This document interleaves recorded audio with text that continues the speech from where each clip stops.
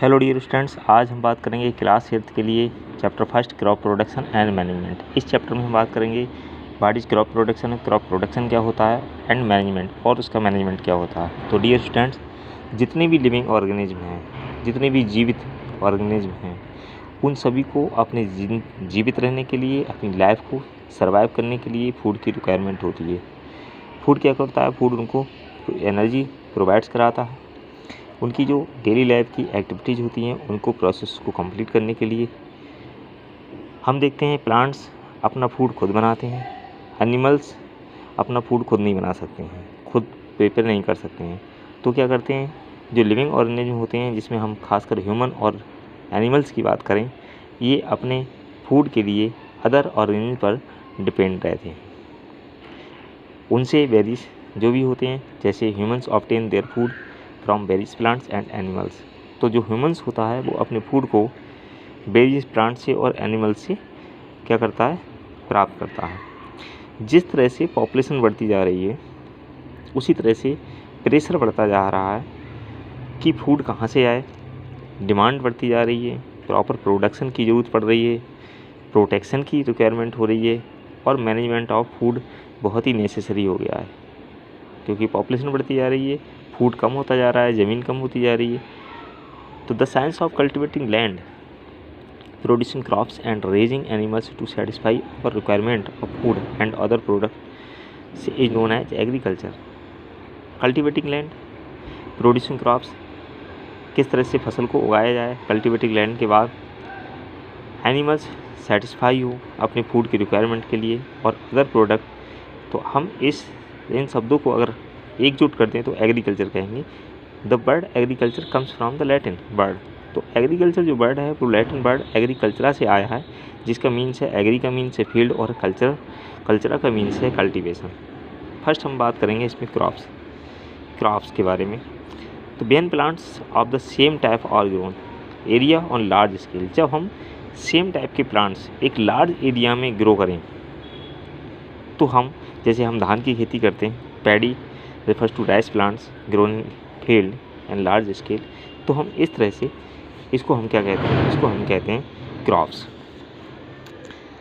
क्या हम कहेंगे large number of plants are trees around you, जो हमारे चारों ओर लार्ज नंबर ऑफ प्लांट्स हैं उनको भी हम क्या क्रॉप्स कहेंगे? बिल्कुल नहीं कहेंगे, क्योंकि all plants these are different types. जो हमारे चारों ओर प्लांट्स हैं वो डिफरेंट टाइप के। हम बात कर रहे हैं सेम टाइप के प्लांट्स होने चाहिए जिसकी हम खेती कर रहे हैं, जिसको हम क्रॉप्स बोलेंगे। टाइप्स ऑफ क्रॉप्स की अगर बात करें, कितने टाइप्स के क्रॉप्स होते हैं, तो क्लाइमेटिक कंडीशन के अकॉर्डिंग, जैसे टेम्परेचर है, रेनफॉल है, बरसात, ह्यूमिडिटी, नमी, ये सब क्रॉप्स की ग्रोथ के लिए रिक्वायरमेंट होती हैं।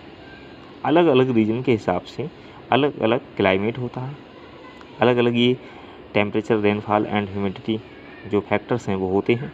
ये फैक्टर्स सीजन को अफेक्ट करते हैं, काइंड्स ऑफ क्रॉप्स को अफेक्ट करते हैं कि पर्टिकुलर एरिया पे पर्टिकुलर फसल को ग्रो करते हैं। इंडिया में there are broadly 2 types of crops, का खरीफ एंड रबी। इंडिया में खासकर 2 टाइप्स की, सीजन के हिसाब से, क्लाइमेट के हिसाब से 2 टाइप की फसल को ग्रो किया जाता है, खरीफ और रबी।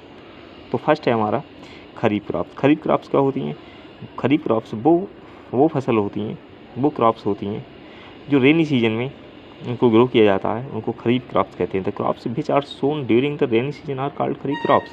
इन India the rainy season is generally from June to September. जून से सितंबर के बीच में ये होती हैं, जैसे पैडी, धान की खेती है, मेज, मक्का है, सोयाबीन है, ग्राउंडनट, मूंगफली है, and cotton are examples kharif crops. अगर हम रबी क्रॉप्स की बात करें तो रबी क्रॉप्स कौन सी होती हैं? डियर स्टूडेंट्स, रबी क्रॉप्स वो होती हैं जो विंटर सीजन में ग्रो करते हैं, इसको हम उनको रबी क्रॉप्स कहते हैं। The crops grown in the winter season are called rabi crops. In India the winter season falls between October and March. अक्टूबर से मार्च के बीच में जो विंटर सीजन होती है उसमें हम रबी क्रॉप्स को ग्रो कराते हैं, जैसे व्हीट है, गेहूँ है, ग्राम, चना, पी, मटर, मस्टर्ड, सरसों, and lines are examples, linseed examples of rabi crops. ये सब रबी क्रॉप्स के एग्जाम्पल्स हैं। इसके बाद हम करेंगे एग्रीकल्चर प्रैक्टिस की बात। तो cultivation of crops is not a single step. Cultivation की बात करें तो ये सिंगल स्टेप नहीं है, to cultivate crops the farmers are required to perform several task of activities. कोई भी क्रॉप्स ग्रो कराने के लिए केवल कल्टीवेशन ही उसका प्रोसेस नहीं है, बहुत सारे प्रोसेस, बहुत सारी एक्टिविटीज़ इसमें इन्वॉल्व होती हैं, जिसको हम कहें इन एक्टिविटीज़ के बारे में इसको हम कहते हैं एग्रीकल्चर प्रैक्टिसेस, जो इंक्लूड हैं प्रैक्टिसेस वो जैसे प्रिपरेशन ऑफ सॉइल, सॉइल को प्रिपेयर कैसे करें, sowing, improving soil fertility, irrigation, protection from weeds, harvesting, storage. First हम बात करेंगे प्रिपरेशन ऑफ सॉइल की, कि सॉइल को प्रिपेयर कैसे करें।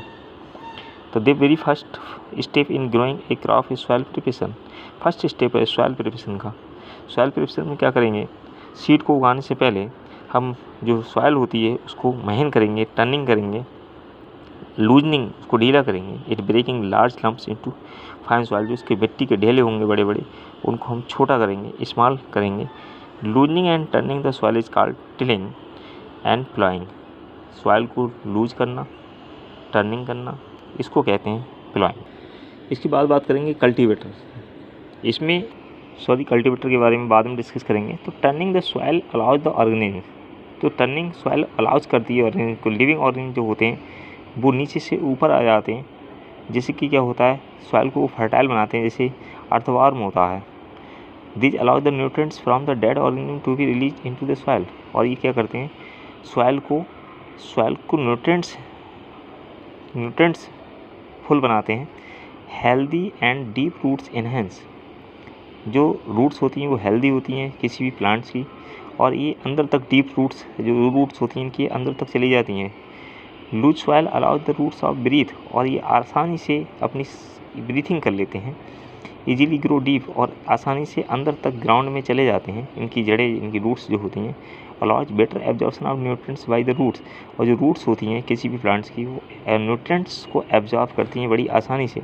तो the preparation of soil is important step in growing crop, इसीलिए ये इम्पॉर्टेंट प्रोसेस है, इम्पॉर्टेंट स्टेप है क्रॉप को उगाने से पहले का। Implement of used in soil nutrients, इस टॉपिक को हम नेक्स्ट वीडियो में पढ़ेंगे। Thank you.